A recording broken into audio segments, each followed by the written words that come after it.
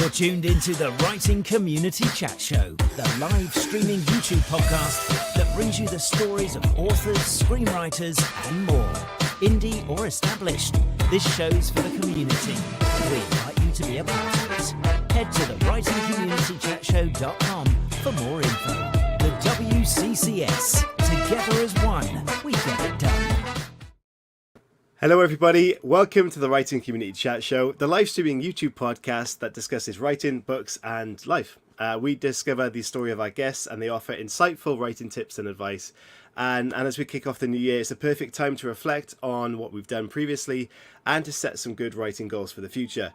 So whether you're a seasonal writer or just someone who's starting out, it's important to have something to aim towards. So let's set this as a good target to make some plans to kind of reflect on that this time next year, and hopefully you've achieved some good stuff. So welcome to the Writing Community Chat Show. It's 2023.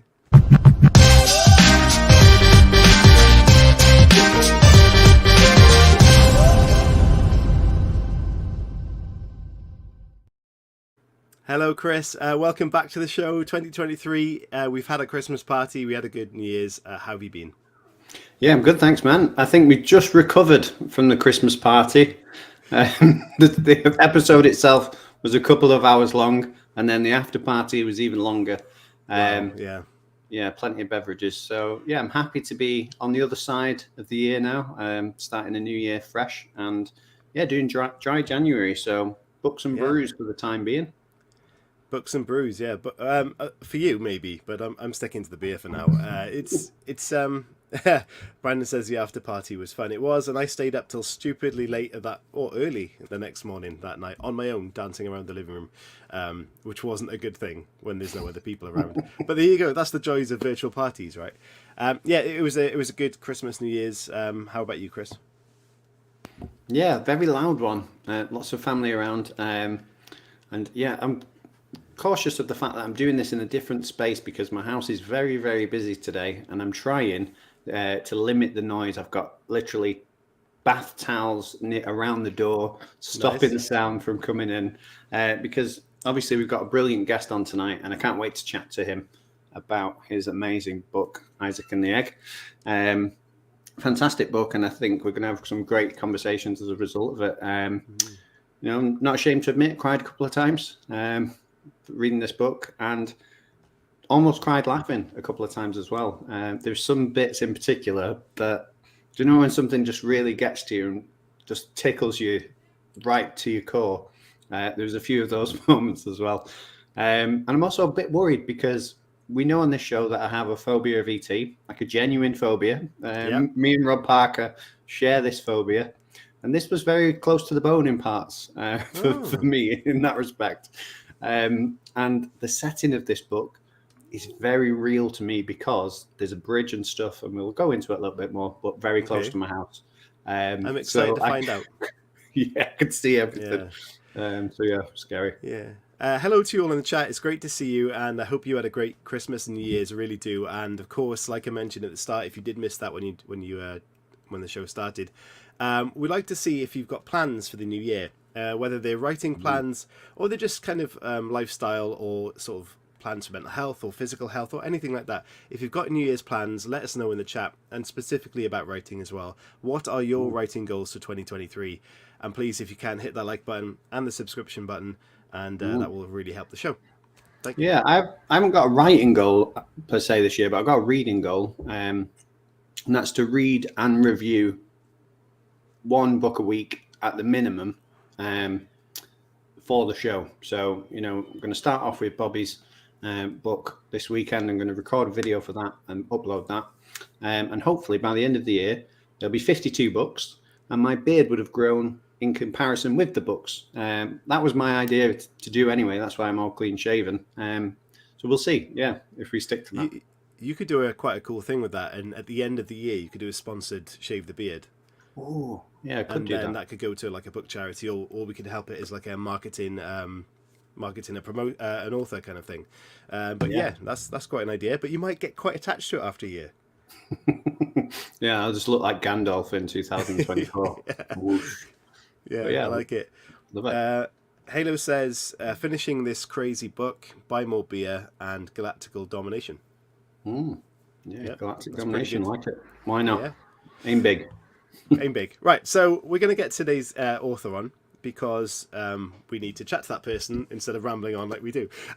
So I'll introduce tonight's guest, Chris, who is the author of the Saturday Times bestselling novel Isaac and the Egg, which you can see up above Chris Hooley's head. And his writing has appeared in GQ, Esquire, Men's Health, Time Out, Cosmopolitan and More, and he co-hosts the Book Chat podcast with Pandora Sykes. He's a journalist and broadcaster who also blogs on his website. This is good demonstrations there, Chris. Ladies and gentlemen, please welcome Bobby Palmer. Hello, Bobby. Hello, and thank you for that that visual and audio introduction. That was great. You are very, very welcome, Bobby. How are you doing? Yeah, I'm not too bad. I'm feeling almost like I'm coming back to reality after the Christmas break. I'm not doing dry January, but I probably should be. Do you know what? It's one of those funny times of year where we kind of just think, yeah, it's Christmas, we can let ourselves do this and do that, and then suddenly you're like half a stone heavier and regret the last 6 weeks of your life. But you know, it's still a good time. Yeah. And the fun is what matters, right? It is. Yeah. So where are you coming from in the world, Bobby? So I live down in Sussex. So nearish Tunbridge Wells, which is in Kent, but I'm sort of on the border. Before anyone accuses me of lying about my location. We need proof. Live location. I should have like a local newspaper that I can hold up, like a hospital. Yeah. So yeah, thank you so much for joining us. It's a pleasure to have you on and to chat to you, and we're going to find out your story and ask you about Isaac and the Egg. I know Chris has got many questions. He's actually banged on about this book for quite a while now, which is a good sign. Term. Banged on. In the right way, yeah. I mean, book. Yeah, promote it. Yeah, sorry, I'm Welsh. It's fine. But Bobby, for everything in 2023, mate. I'm Welsh. It's fine. Okay, I'm embarrassed. So Bob, yes, early It's a into good start. 2023, we've embarrassed him. Look at him. So Bobby, like what we like to do at the start of the show is find out kind of where your story comes from and how you got into writing and what your inspirations are. So if you don't mind, could you kind of rewind the tape a bit and let us know where writing became something in your life? Yeah, so I wasn't. I didn't have any real sort of grand ambitions of being a novelist. Like I've always wanted to be a writer. When I was a kid, I would sort of draw my own comic books with, like colored pencils. That's what I'd spend everyone else would be like playing football and doing the cool stuff, talking to girls. I'd be drawing comic books on my own in the corner. And sort of when I became a teenager, I decided I wanted to be a journalist, and I then basically did that as a career. I made the very smart decision at the sort of turn of the 2010s to decide to go into magazines, which no one reads anymore, really. So I had quite a turbulent and short career as a full-time magazine journalist, and then have been a freelance journalist for the last few years. But it was only really around the time of COVID or just before COVID that I started thinking about writing a book, and I wrote Isaac and the Egg during lockdown 1. After I wrote another, I'm sure we'll talk about this later, but I wrote another book before which I didn't sell. Then COVID lockdown hit. I wrote Isaac and the Egg in its entirety in the first lockdown, and sort of got a book deal at the end of 2020, and here we are.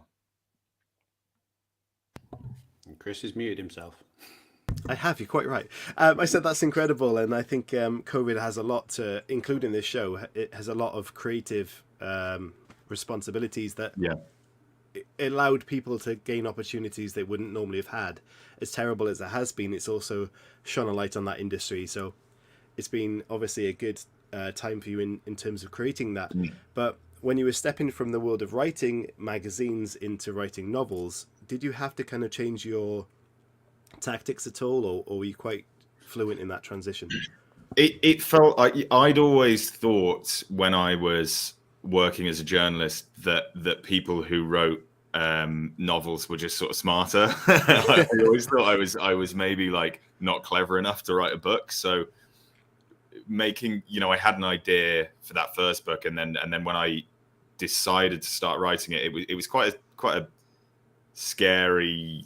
It's a real leap of faith, and I feel like it's one of those things when you talk to your nearest and dearest, even your very nearest and dearest, when you say I'm writing a book, I think everyone listening to this show will know the reaction of like, oh, are you? Okay. Yeah.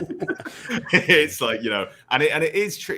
I found that writing a book, trying to write a book was treated very much as a hobby and sort of a real flight of fancy until I actually got a book deal. I think that's just the nature of doing anything that involves your imagination in the modern world. But when I started writing a book, I thought it was a totally different thing. I thought I have no tools with which to do this. I'm really flying blind.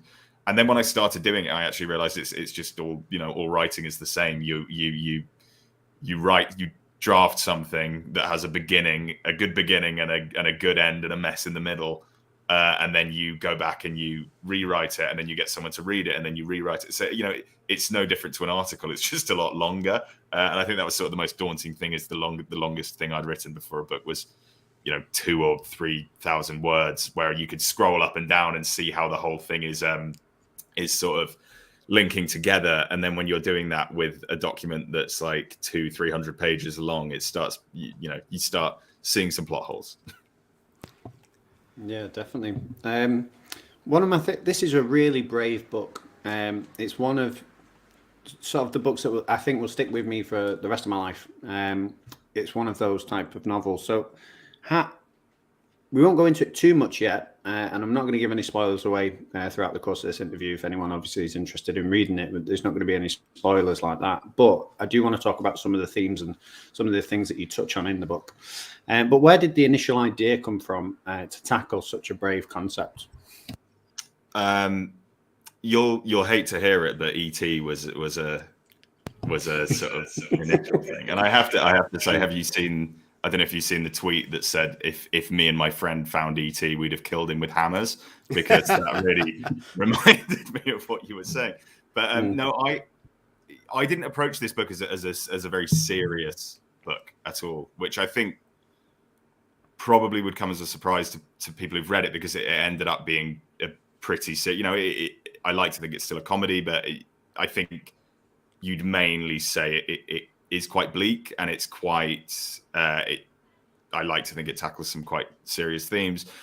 But when I first came up with the idea, I've always loved films. There's a lot of film references in the book, and I've always loved those sort of creature features where a man or a boy will find a horrible little creature and befriend it and help it get home.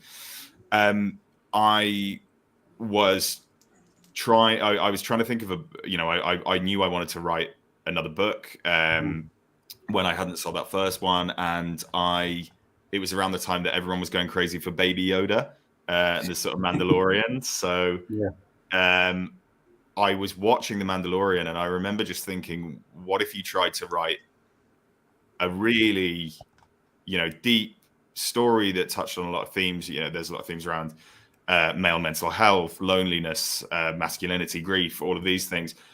And I was sort of like, what if you did that, but Baby Yoda was also in it the whole time? So you sort of did the E.T. story, but as a really serious grown-up story with the levity that comes from just having this weird little creature in the corner of therapy, and of someone trashing their house because they're so filled with rage after a huge loss. So that was the initial idea, and it was only really when I started, I had the title straight away. I cannot remember, but everyone always asks why an egg, and I can't remember. I think I had this image of him finding an egg in the forest, and it just seemed like something that would draw people in. So it was Isaac and the Egg straight away. But it was only when I started writing it that I started to, get to know Isaac as a character, get to know his story, get to know Mary, his late wife, and it just became something totally different to what I'd intended. And I think that was definitely assisted by the fact that about a few weeks into writing it, COVID locked everything down, and I ended up getting quite a strange, fearful time. And I think you have a lot of books coming out around now that you can almost identify as lockdown books, but they're not books about lockdown. You know, there's no pandemic in this book, but there is a sense of claustrophobia of a man being stuck in his house, not talking to anyone, wearing his dressing gown all the time. And that was what I was living at the time. You know, I haven't been through anything as bad as Isaac, but definitely it felt almost like method acting when I was writing the book. But yeah, I'd say a lot of the more serious stuff, and you know, you say it's a brave book. I think a lot of the bravery, if it is there, came later on, and it was very much realizing when I'd first written it, and it was still quite light, and it still skipped over a lot of the more serious stuff. It was realizing, you know, this book could be one thing or it could be another, and if I actually lean into what it should be, it could be something special. So it's always amazing to hear when people do say it works, and that it sticks with them. So yeah, thank you. Yeah, well, sorry, Chris. One of the things I was going to say is the humor in it is brilliant, and without going in again, spoiling too much, how did you go about combating the language factor with Egg? Because once I kind of understood a little bit of how Egg was communicating, that added to the comedy value for me when I was reading bits of dialogue and things that he was saying, and then understanding them, even though you have no right to understand them because it's complete gibberish, but you do understand them, and it makes it hilarious. And some of the best moments for me was when I kind of understood what Egg was saying before it was kind of revealed what was happening, if that makes sense. So I'm interested to know how you combated that creation of language factor when writing. So Egg as a character is a real mishmash of, you know, those references I was talking about before, and I think there's a real tradition of that sort of comedy in stories like E.T. You know, there's a running joke in the book that when Isaac and the Egg, as it is at that point, first meet, they scream at each other like Elliot and E.T. do when they first meet in E.T. But in the book, Egg thinks that screaming is the human way of saying hello, so it keeps on happening, and he keeps like making Isaac jump out of his skin. I had to really, even though this little, you know, 2 foot tall creature is very much, you know, you don't know if it's there or not, and the description of it is very, it sort of shifts in its tangibility and in how real it is and how it looks, really depending on how Isaac's feeling. But it was important to me that in a book where you almost only have 2 characters, definitely most of the time you just have 2 characters, you'd have to believe that Egg was a character. So I have a notebook somewhere where I was planning it, where I have, you know, almost a dictionary of Egg's vocabulary, which is sort of garbled English and some strange language from another world. And yeah, I think, you know, it was important to me in a book about grief, in a book about a man who has very much lost his way from humanity. It was really important that this inhuman thing that is the only thing he's spending any time with, it was important that as Isaac regained his humanity, Egg would become a bit more human as well. So that's why it's a creature, a sort of horrible, stinking animal at the start, in the same way that Isaac is. But then as the book progresses and Isaac starts to speak to people again, he starts to come back to life almost, and become more human. The egg becomes more human as well, so he starts speaking. But I knew I never wanted him to be sort of on Isaac's shoulder talking in a sort of hokey accent. So I always knew it would be some weird garbled language he'd be doing, and it was a lot of fun to create. Yeah, I can imagine, definitely. It sounds really interesting in creating a concept like that, and I love the idea of having the vocabulary sort of catalog there to use, because it's a great tip for writers who are developing something, especially in a series, to have that to rely on is fantastic. Yeah. But going back to what you mentioned before about the story changing than what you had originally planned, I'm interested to know how you adapted to that, or how you sort of approached that, and do you have any tips to someone who might be writing that their story is starting to change, they're not quite sure how to deal with it? I think the most drastic thing that happened while I was writing this book is that there is, and this is, I'm stepping on eggshells. I keep finding myself doing that, and then like just cringing so hard. I'm going to try and avoid spoilers, but there is a reveal, a twist essentially that comes about 3/4 of the way through the book, where you realize not everything is quite as it seems. I didn't know there was one until I finished the first draft, and it was only when I got right to the end of writing it that I almost, I'd like to pretend I had this eureka moment where I sort of sat back from my desk and went, oh. But it felt like that. I realized that what the story was about, basically, and people who've read it will probably know if you took that element away, it wouldn't work. The story would be very, very flat. But I only realized that really late on. So I think my biggest tip in that respect is, if your gut is telling you that the story has to go in a certain direction, that's the direction it needs to go in. If you're really frustrated about something, it means it's probably wrong, and you're in the process of working it out.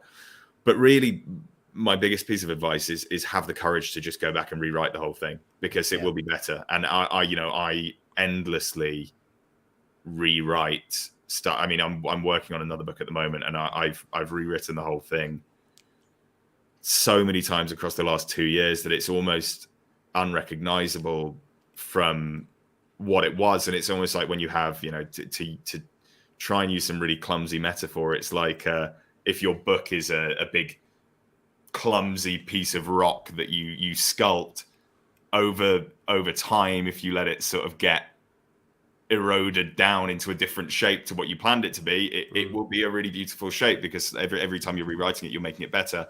And every time your gut is telling you to do something, it's you as a reader going, what would I like to read in this scenario? Yeah, it's really interesting. And there's a lot of response to that in the chat, that people are interested in that kind of concept. But so it's very interesting to have a rewrite all the time, and to completely strip it back and rewrite. But how many drafts do you typically kind of go through before you are happy with it? Because in reality, we can get dragged into that process of just keep working at it so much that we kind of lose sight of what it actually should be, perhaps. Yeah, and I definitely, I think there is a point where you have to let go. There's definitely a point where you have to let go to the extent of letting other people read it, because you don't know best. You're not writing for yourself. You're writing for a reader. So if you get stuck, sharing it with someone else is probably the best way to go. But I probably actually go through less drafts than most writers, but only because I plan very, very, very intensively. I'll spend a long time planning, and sort of, writing notes on my phone. Then I'll start a notebook, which I will, it will end up looking, if you've seen Seven, it'll end up looking like the sort of serial killer notebook they find in the apartment in that, sort of scribbled in the margins in all these different colors. So by the time I've actually started writing a book, I've been working on it in my head for a very, very long time. Then I will tend to write the first draft. And I think the best thing to do with the first draft is just start writing and don't look back, sort of sprint through it. Because, as I said with Isaac and the Egg, you'll get to the end of that first draft, and then you'll realize what the story is, where the story's going. There's so many good quotes from people cleverer than me about writing. I think it's either Neil Gaiman or Terry Pratchett said that the first draft is you telling yourself the story, and the second draft is you telling other people. And there's also another quote about the first draft being like stumbling through a dark woods with a lantern, where you can only see so far ahead and so far behind. And I think both of those are really true. You just need to get that first draft done. Mm-hmm. Then it depends on the book, to be honest. Isaac and the Egg, I probably only wrote one more maybe 2 more drafts until I shared it with my agent. But it's even though it has elements working under its surface, it's a fairly simple book. It's 10 chapters long. It tells the story of 2 characters, and it starts at the start and ends at the end. It does jump back into Isaac's past. It has to, but it's fairly linear. So it wasn't something that really, really opened itself up to a lot of plot holes. It doesn't have loads of different POVs. So it was a fairly easy one to do. One side got the initial story down. But then the other 2, the book I wrote before Isaac and the book I have just finished, or I'm just about finishing now, have gone through loads of drafts because it needed to, and because they're longer, and because they have more characters. And I think when you have an idea that's more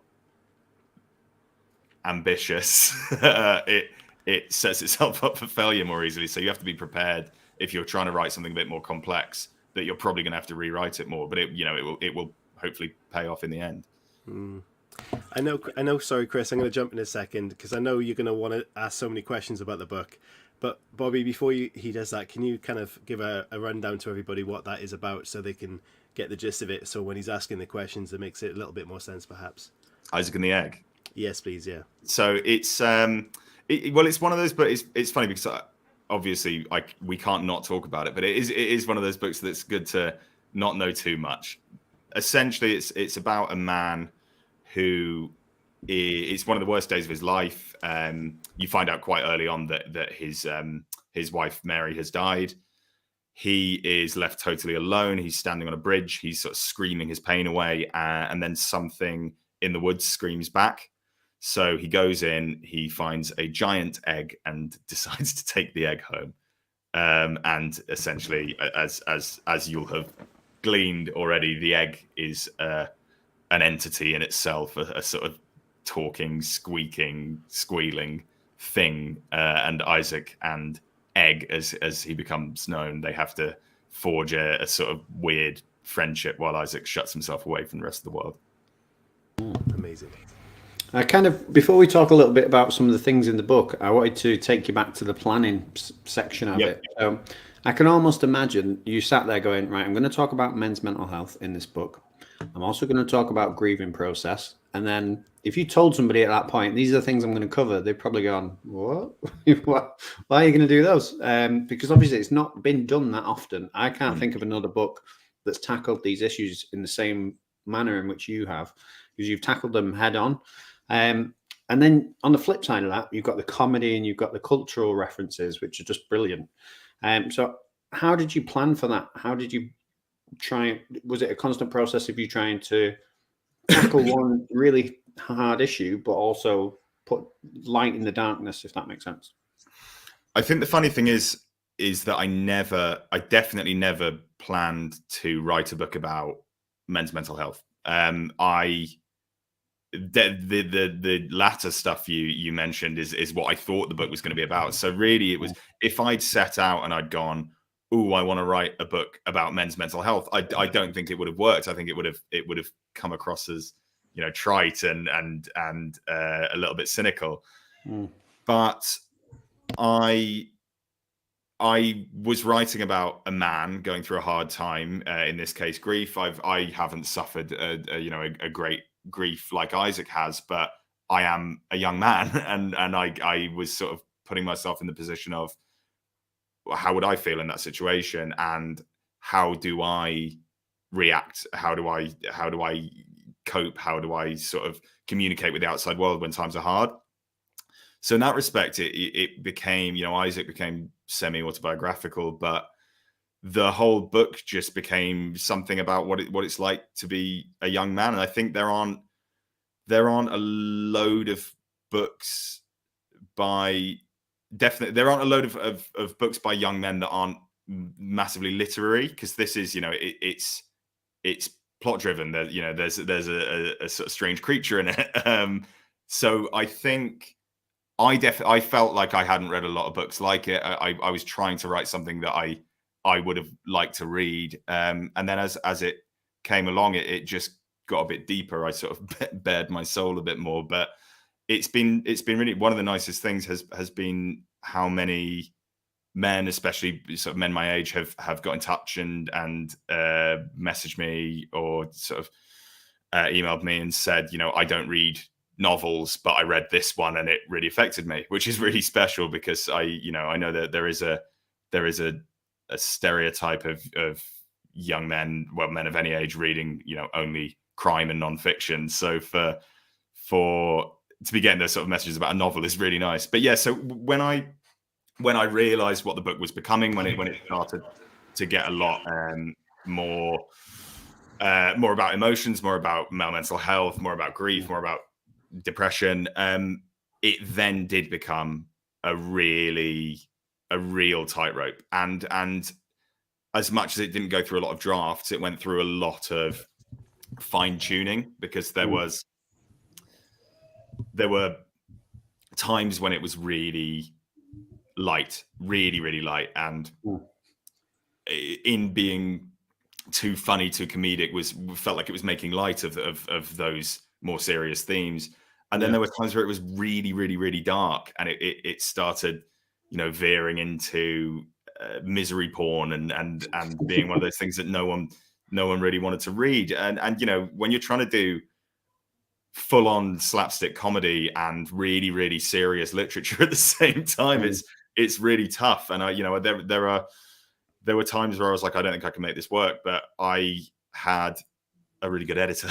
And I think that was probably the thing that helped the most, because I think anyone who's tried writing a book knows that you go so far down a rabbit hole at one point that you no longer, you can't be trusted to write your own book because you're too deep into it. You assume that what you feel and know about it is what every reader and editor will feel. So I think it's good to, I always think that everyone who offers you advice on what you're writing is, better placed than you. And I always try to listen to every bit of advice, because I think the moment you start that first page, you're too deep into it to be totally trusted.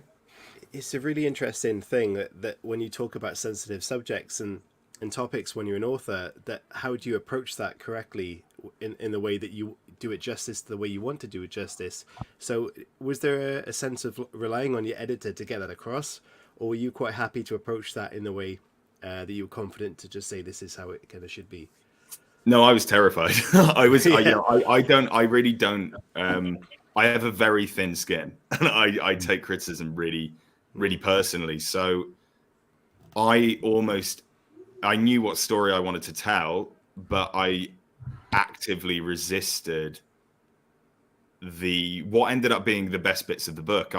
It was very late that the therapy scene, which I think for me now is probably one of the most pivotal scenes in the book, that was a very late addition, and that was when I was essentially having a conversation with my editor, and the conversation was, I was skimming over the surface of Isaac, basically. What does he actually feel if the love of your life dies? You're gonna feel pretty bad about it, and I think I didn't want this to be a grief book. I didn't want it to be a mental health book, but I think that was really just because I didn't feel like I was an expert, or I felt like I'd publish it and people would go fraud, or people would say, like, what gives you the right to write about these topics? But it's having the book out there, it couldn't have been further from the truth.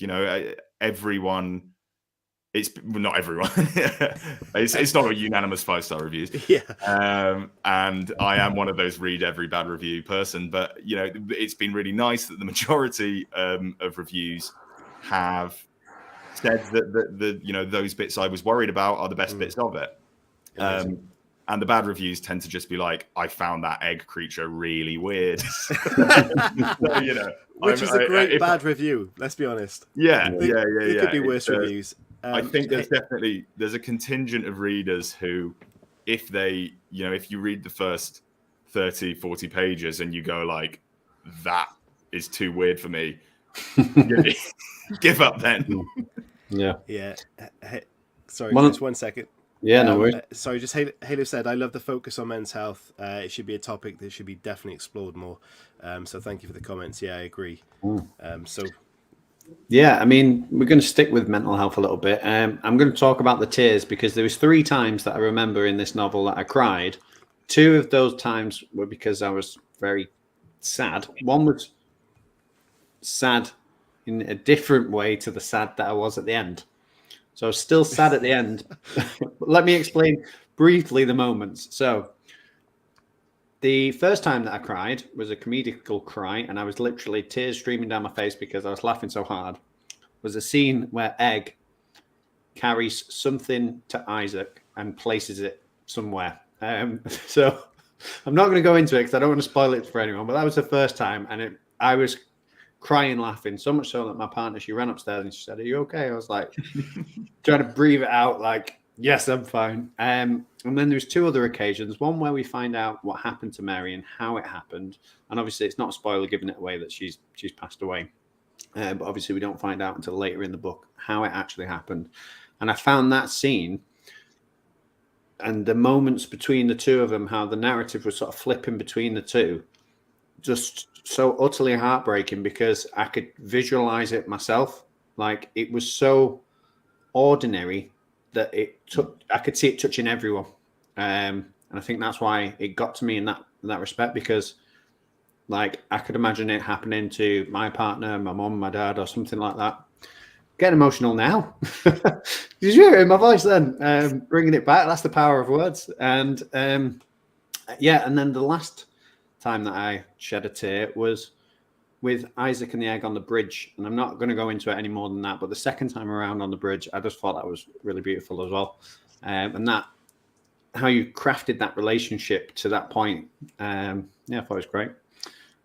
So yeah, I'm guessing other people have had an emotional response. There's a question in there somewhere, but how do you react when people have such a strong emotional response to you, right? Well, my first reaction is normally to say sorry. You always feel like you should apologize for making people cry, but obviously, it's the best reaction and the best reaction you can possibly get. I genuinely believe as an author, and it's what I always want to do with everything I write, is if you can make someone laugh and cry. And the nicest reaction is when people say they laugh and they cry on the same page. I think, that's the spectrum of human emotion, apart from making people really angry, which is not something I think you necessarily want to do. I'm really happy you said about it feeling normal, because that was the most important thing about crafting Isaac and Mary's relationship for me, because when I first started writing this book, I really didn't want it to feel inauthentic. I didn't want it to feel cynical, like I said before. So I read a lot of memoirs about grief. I read the C.S. Lewis has written one, Joan Didion, and one that really, really, really stuck with me called Say Her Name by Francisco Goldman. And that's written by a man who lost his girlfriend in a freak accident when she was very young. And what really struck me about all of those memoirs really was the physicality, the raw animalistic way that grief manifests, but also that none of them were books about death. They were all books about love. They were all books about the person, about the person that had been lost. And so when I started writing Isaac and Mary, it was very important to me that it wouldn't become, a dead wife story, which you get a lot in Hollywood. You get a lot of, sort of someone's the male hero, his wife has died, and you only ever see her like laughing in a curtain or sort of under a bedsheet. It was important to me that Mary would be as a really integral character, and she is very, very present. A lot of it takes place in the past, and I wanted Mary to feel like an authentic person. And it sounds weird to say, but to write it, I obviously had to imagine what that would be like. So there is so much of mine and my now wife Nina in Isaac and Mary, and it was quite a weird writing experience, because I sort of almost killed her off for the book. And when she read it, she was she cried, but she cried because she was like, this is us. Not crying because she thought I wanted to murder her, but because there's so much of us in it. But I think you have to, if you're trying to write about something like love, you have to really draw on your own experience, because love is a very normal day-to-day thing, and it doesn't manifest in sort of grand moments in train stations. It manifests in little text conversations, about making fun of each other for being old because you've ordered an electric blanket, or it manifests in getting annoyed at someone else for leaving great scoops of butter out of the tub in the fridge. That's the sort of thing I really wanted to get into Isaac and Mary's relationship. So I'm really happy it does come across as authentic, because I thought that was the most important thing. And then when it came to Isaac and Egg, you have this central character, Isaac, who is maybe on his own the whole time. Then you have Mary, who is real to him but is a memory, and Egg, who is real to him but you're never quite sure if it's real. It's a talking egg. So it was important that you would have both of them really fleshed out, but also almost have a parallel love story. So you'd have Isaac and Mary in the past, how they met, how they fell in love, and their great love story, but then also the great love story of Isaac and Egg in the present, which is also the story of how Isaac learns to live without Mary, because that's the purpose that Egg serves. So it was important that those stories would run on parallel tracks, and that towards the end you'd get a satisfying denouement in both cases, not only in what happened with Mary and how does Isaac make his peace, but also what happens with Isaac and Egg, because they're the title characters. Can I just ask a question that is burning the back of my mind, and I wasn't going to ask it because there's obviously a lot more we could expand on, but why Isaac? Because it's a great name and it fits the title so well. Was it kind of just because of that, or was it because there's a deeper meaning behind the name for you?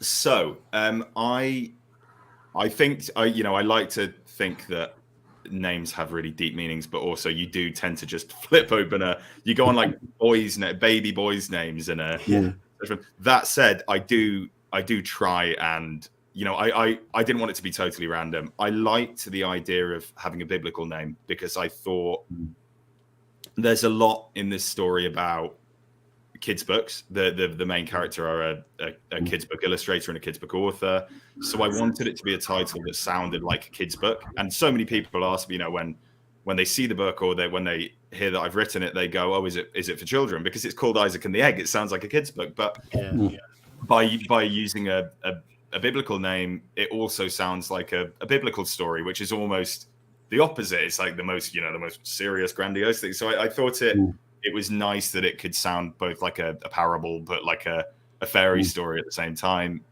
And then, so I went through all these biblical names, and I was like, what am I going to call the two main characters? And it was really a sort of in-joke with myself that Isaac as a name, I believe, means means laughter. And he sort of never laughs in the book. He's incredibly miserable. And Mary means sadness, and she's only really presented as a sort of joyful figure. So it was really like this sort of mingling of laughter and tears would be Isaac and Mary, and then Egg is a self-explanatory name, I think. Fantastic, love it. One of the things I loved about this book was, there was a long time where Egg was called Marv, and the book was called, for a long time in the early iterations, it was called My Friend Marv, because Egg would pick up an envelope addressed to Mary and misread it as Marv, and that would be his name. But it ended up being a bit twee. Yeah, I'm so glad you went with this one. Yeah. No, I love that. Well, I was going to say, one of the things that I really loved about this book was the impact that the films that Isaac and Egg watch have on Egg. There's a certain scene involving a key, and he's influenced by the films that he's been watching to how he reacts to what he's going to potentially see. And that was hilarious for me. But how did you decide what films you were going to explore when you were writing the book, because there's so many great films in there, but they all have very little subtle references to what's going on in the story at that time, and things obviously in the future narrative as well.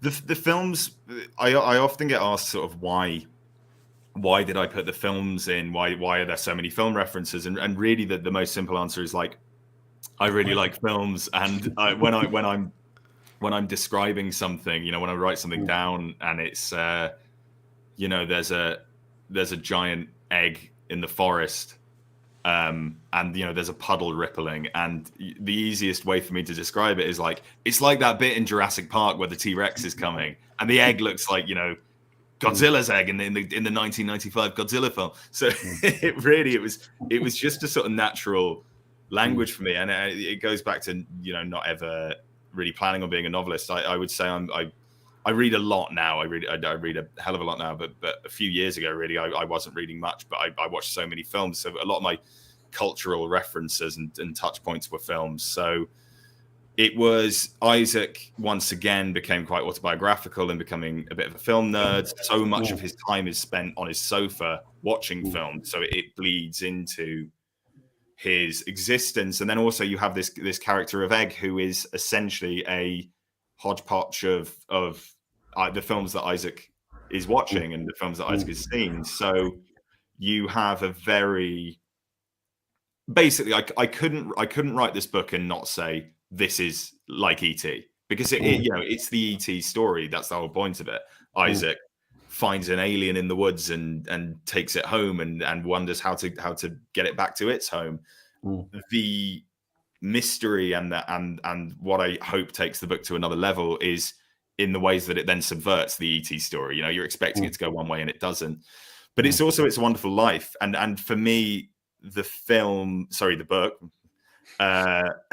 the book is a meeting of those two stories. So it's E.T. as the creature that comes into the main character's life, but also Clarence as the guardian angel that stops the main character from committing suicide, which is the whole point of It's a Wonderful Life, which is the most heartwarming film of all time, which starts with an attempted suicide. You know, so that those two films have such a huge presence in the book and had such a huge influence on the book, and then really it was the presence of those films, and I guess the presence of a filmic sidekick creature in it that meant I just felt like I had to weave all this stuff in. You know, Mary Poppins is referenced quite a lot, but then you have Memento, you have The Sixth Sense, you know, and to be honest, in terms of what was left in, I probably had twice as many film references, and then when it got to the point of trying to make it publishable, I was essentially told you probably need to lose half these film references. So at that point, you know, I went through and I said which ones serve the plot, which ones have that deeper meaning that you're talking about, and it's nice doing those sorts of edits and it reading like you intended that all along, or reading like you were being that clever all along, because really it's just a lot of hard work making it feel like you were you know, not sort of flying by the seat of your pants, basically. Chris, have you got any more story-based questions? Because we're going to have to move on to the community questions very shortly. Yeah, I've got one, and it's just because I'm being a bit nosy now. And again, I'm not going to spoil the ending or anything like that, but I think the ending does lend itself to potential other outings with Isaac. I don't know if you agree. It's something that I've been thinking about since. I've been thinking, is there going to be another Isaac installment at some point? Obviously, no pressure to reveal that. But yeah, that's just my question. I always feel like with my favorite stories like this, you can tell how careful I'm trying to be. with my favorite stories that have this sort of emotional element, you know, where you I hope people have this with Isaac and the Egg. I definitely had it when I was writing it, where you fall in love with the characters. You always want a sequel until there's a sequel, and then you go, oh, I wish it had been left like it was. I don't have any plans to write a follow-up, but if I did, I know what it would be. Oh, Nice. good answer. Like that. Yeah, very good. I'll tell you after when we go off air. I'll tell you. Yeah, amazing. So everybody that is watching this right now, you can ask Bobby some questions, or you can ask us collectively some questions, or individually, anything you like, within reason. Please send them into the chat now, and we will get on asking some questions and some staple questions. So thank you very much, and I will play the VT for you, Chris. Here we go.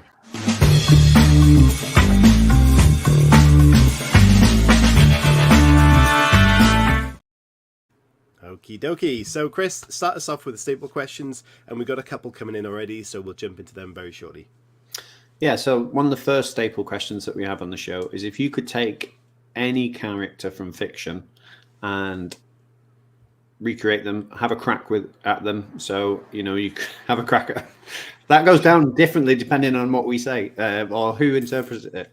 But if you could make them your own, basically, who would it be and why? I've always been fascinated by Wuthering Heights. I've always just loved it it's the most melodramatic. I read it as an emo teenager, so obviously I was going to fall in love with it. And I think Heathcliff is just one of those characters. He is a total dick, like just awful, and he was awful at the time, and by modern standards, he's even more awful. But I think he's just such an interesting character that I would like to, maybe try and redeem him, maybe try and make him worse. I don't know, but I'd love to do something with Heathcliff, so to speak. Yeah, love it. It's a great answer. Brilliant. So if you could take the ending of anything, and we open this up to TV and film as well, so you might like this on that side of things, and change the ending to something for any reason, what would you change and why? Oh, that's a difficult one. I'm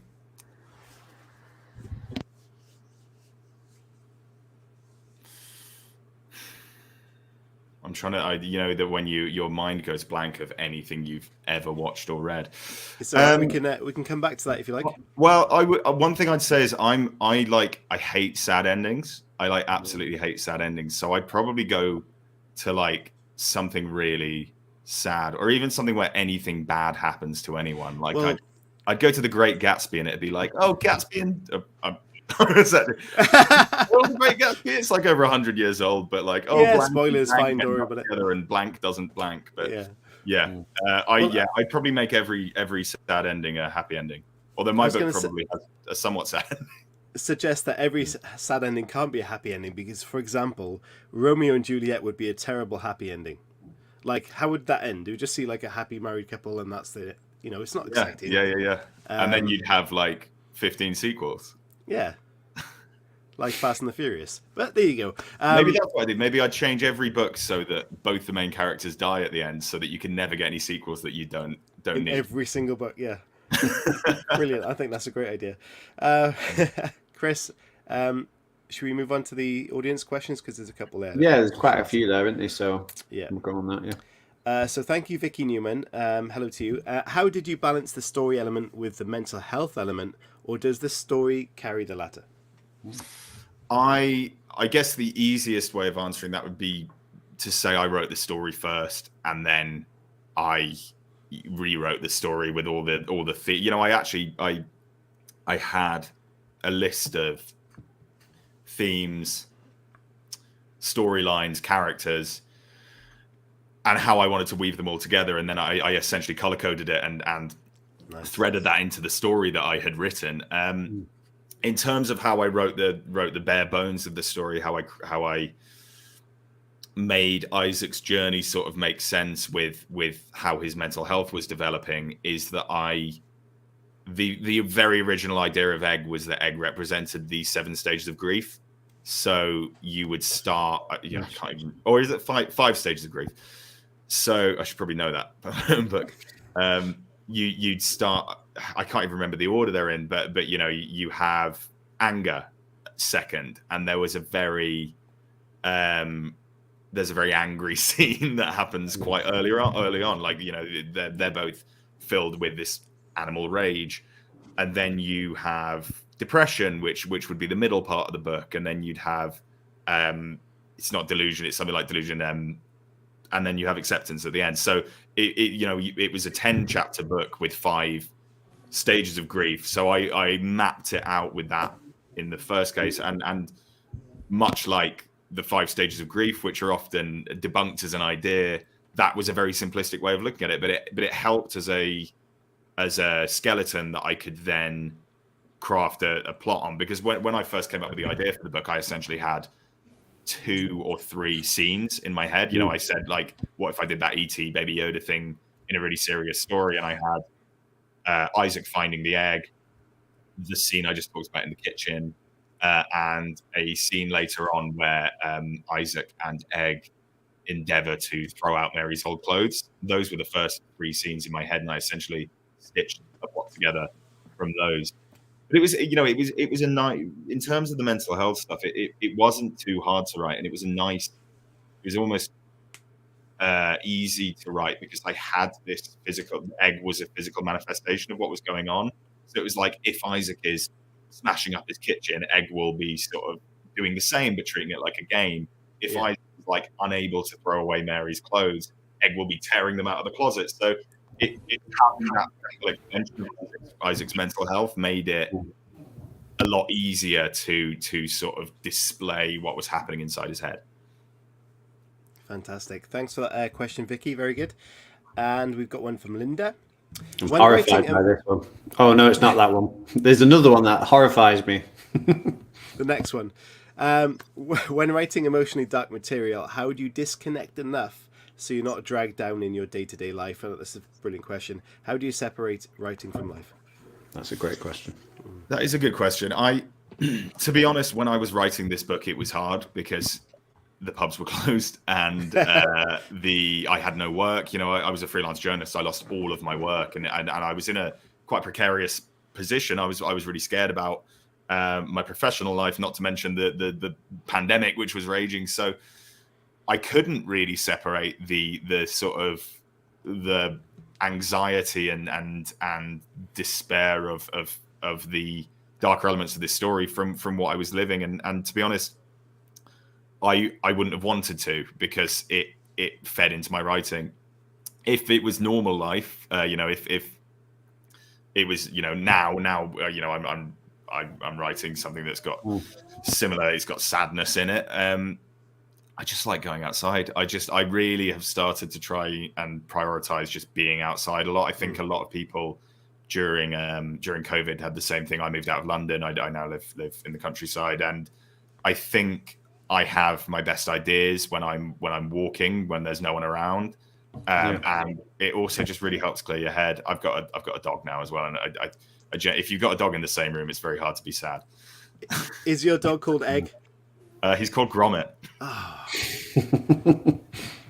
Egg was based on my brother-in-law's cat, who was staying with us during lockdown 1, and so many of Egg's mannerisms are based on a cat with a very tubby white belly that would sort of squeak every time it came into the room.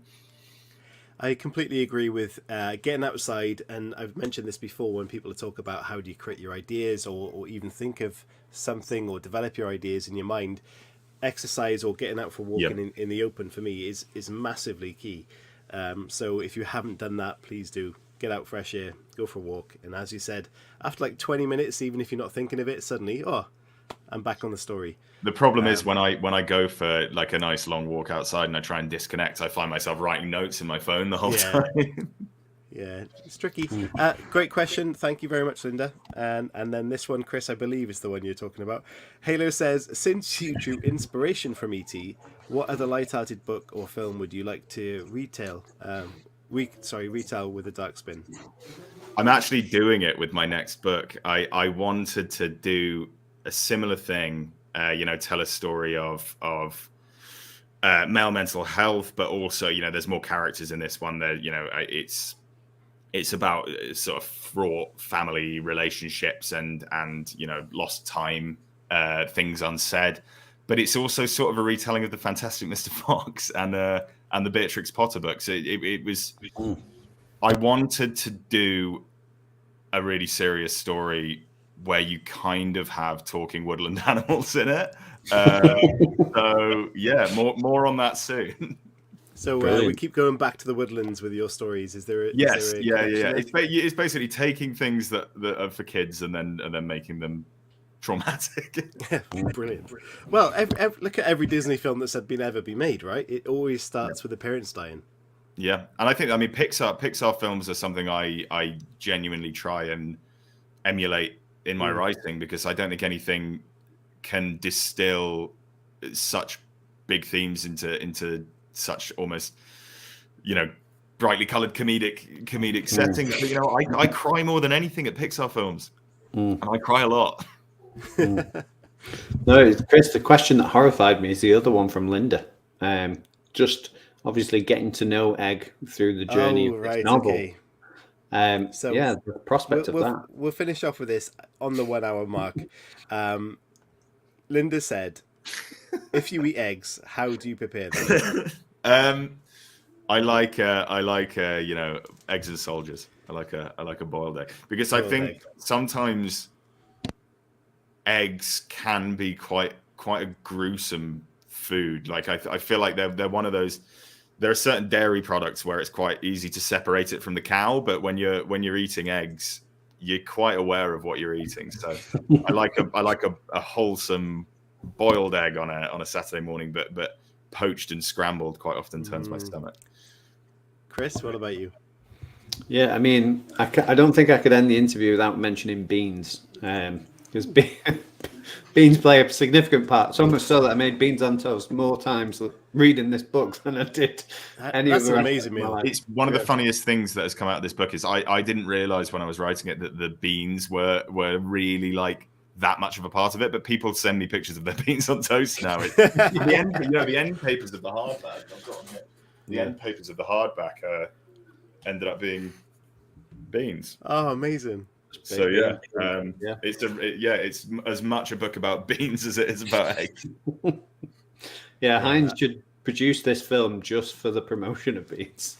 Yeah, just get on it. Produce Isaac and the Egg Heinz. They can buy advertising space in the middle of exactly. I will ask that. I will ask the other question then, based on what you just said. Have you had film or TV interest? And if not, then should we contact Heinz? Let's go for it. That is a question that I cannot answer. Oh. But I mean, obviously, you know that I want to see it on screen. Like I think any author would want to see their book on screen. But definitely, as someone who wrote a book that was so inspired by films, like I think, I've got such a clear image of Egg in my head. But also, like I don't really, and there was talk very early on of having an illustration maybe on the back page or something, but I think it's been really amazing seeing how people see Egg and how differently he is, can see like how differently he looks in everyone's heads. So I almost think as soon as you have a film, it will take that magic away, because everyone will have an image of what Egg looks like. So I'd like there to be a while at least where everyone can have their own eggs, and then I will. Take me to question then. I'm also someone that has loved film, and that's where my kind of background was. And this question I love asking based on that. If they were to take your film, your book, and say, right, we'll make the movie, and then they decide that the ending that you've made they want to change, but that's the deal, would you take it or not?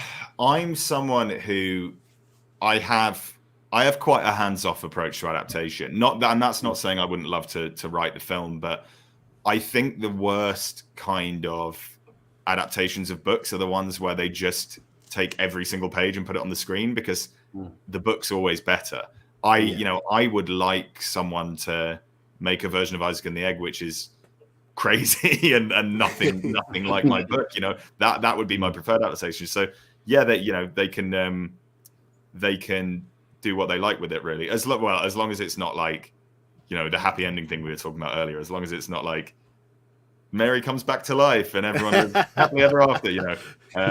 Don't do that. No, I think experimentation is great in adaptation. I think it would be really exciting to see someone have some fun with it and make it their own.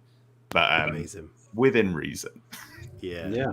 Well, hopefully that's something we can look forward to. We can all manifest it for 2023 or 2024 or whenever. Yeah.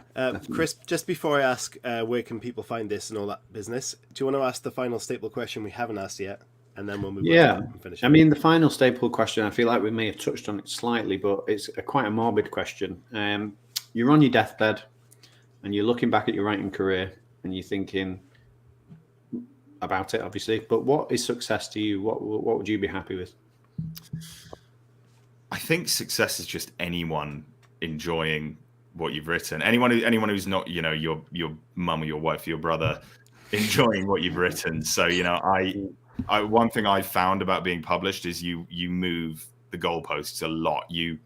As soon as your book's out, you are sort of not happy with even if it's doing really well, you're not happy with how it's doing. You're looking at the next thing. You want that next level of success. It's really hard to look around and smell the roses. And I think just having anyone read it, having any message that says this book, I connected with this book. This book I felt sort of changed from reading it. That is a real measure of success, I'd say.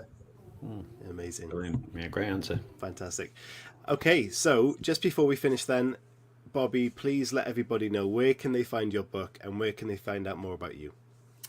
Yes, so my book is available from wherever you like to get your book. So it's in Waterstones, it's on Bookshop, it's on Amazon, or you'll get it from your local library.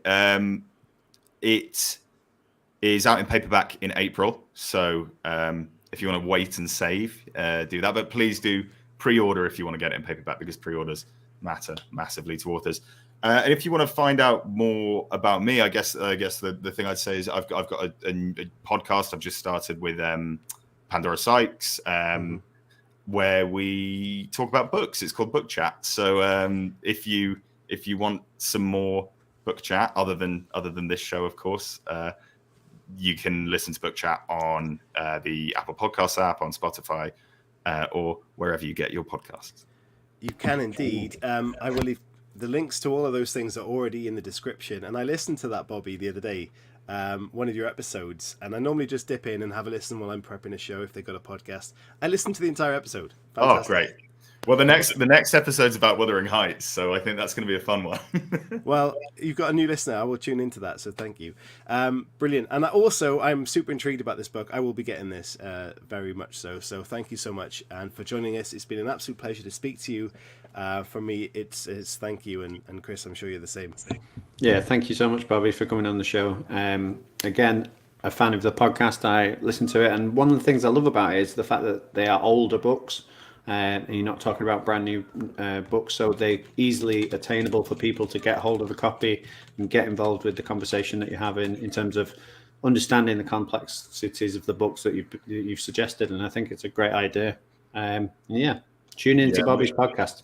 We're hoping that we're trying to do all books are older than 2 years old, so that people can get them from the library or they can get them secondhand, so that they can sort of, at the end of every episode, we'll say what we're reading next month. So it's almost like an Audible book club. Yeah, it's brilliant. Great idea. But yeah, thanks so much for having me. It's been good fun. Well, thank you for coming on. Thank you, everybody, for tuning in. It's an absolute pleasure to be back. 2023. Again, let us know what your goals are for 2023. Tag us on Twitter or in the comments to this video. Please let us know. And we'll try our best to support you through the year. And again, mental health, some of you know in the chat group, I've openly been open about it this week. I've been struggling. Some of you guys in our VIPs have been really supportive. It's something that we go through, especially this time of year. So please do talk. I did vent. You guys helped me. It's kind of the way it works. So please open up about it and support each other. So thank you so much, and we will see you next week. Thank you, guys. Bye-bye.